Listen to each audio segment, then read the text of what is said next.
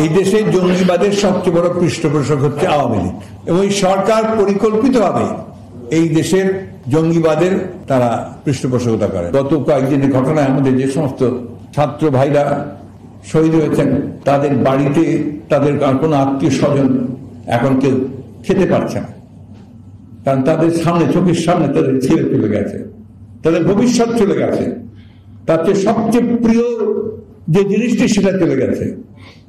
আপনি বলেন 2-4 বছরের বাচ্চাটা, 6 বছরের বাচ্চাটা কি, হোয়াট ইজ দ্য অ্যান্সার? রাষ্ট্রের কি উত্তর? রাষ্ট্রের জবাবটা কি? কেন তার প্রাণ গেল? কর্মকর্তার মধ্যে একটা বাড়তি একটা আপনার উদ্যোগ দেখা যায় যে আপনার যে কোনোই হোক বিরোধী মত পথকে তাদেরকে দমন করতে হবে, বিরোধী পক্ষকে কোনো মতেই আপনার এখানে তাদের যেটা ন্যায্য অধিকার যে আপনার সভা করা, সমাবেশ করা, মিছিল করা, সেই অধিকারগুলো তাদেরকে বঞ্চিত করতে হবে। যে কারণে আপনি আজকে দেখবেন যে কোনো সভা মিছিল কেউ যদি সে পালন করতে যায়, তাহলে সেখানে তারা কিন্তু সেই বাধা প্রয়োগ করতে থাকে। আজকে একটা ঘোষণা দেওয়া হয়েছে পুলিশের পক্ষ থেকে যে আওয়ামী লীগের অফিস এবং বিএনপির অফিস থেকে ব্যতীত অন্য কোথাও কোনো সভা সমাবেশ করা যাবে না। এটা কোন ধরনের একটা আপনার আদেশ হতে পারে? আপনার তারা কি কোনো 144 ডিক্লেয়ার করেছে সারা ঢাকা শহরে? করেনি। হ্যাঁ, ঢাকা শহরে আপনার একটা ইয়ে আছে যে ডিএমপির একটা অধিকার আছে, একটা আইন আছে যে ডিএমপির অনুমতি নিতে হয়। তো যদি তারা কেউ অনুমতি নিয়ে করতে চায়, তারও কি তারা সেখানে যাবে না? আজকে যে জিনিসটা দাঁড়িয়েছে যে আজকে ছাত্রদেরকে এই যে অত্যাচার, নির্যাতন, নিপীড়ন, অ্যারেস্ট করা হচ্ছে, এটার মধ্যে একমাত্র কারণ হচ্ছে যে গণতান্ত্রিক স্পেসটা তাদের নিয়ে নেওয়া হয়েছে।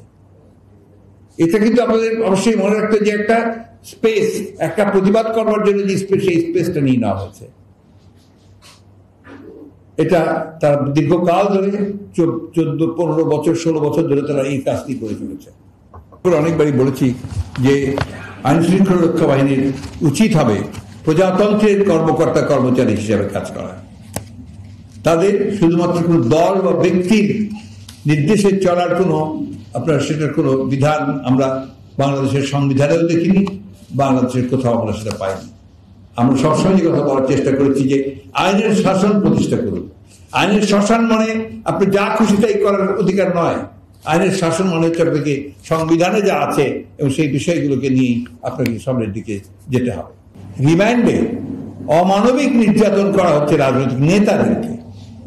আমরা বলেছি ডাকসুর ভিপি নুরুল, তাকে যেভাবে আটক করার পরে রিমান্ডে নিয়ে তাকে যে নির্যাতন করা হয়েছে, যে সে দাঁড়াতে পারছে না।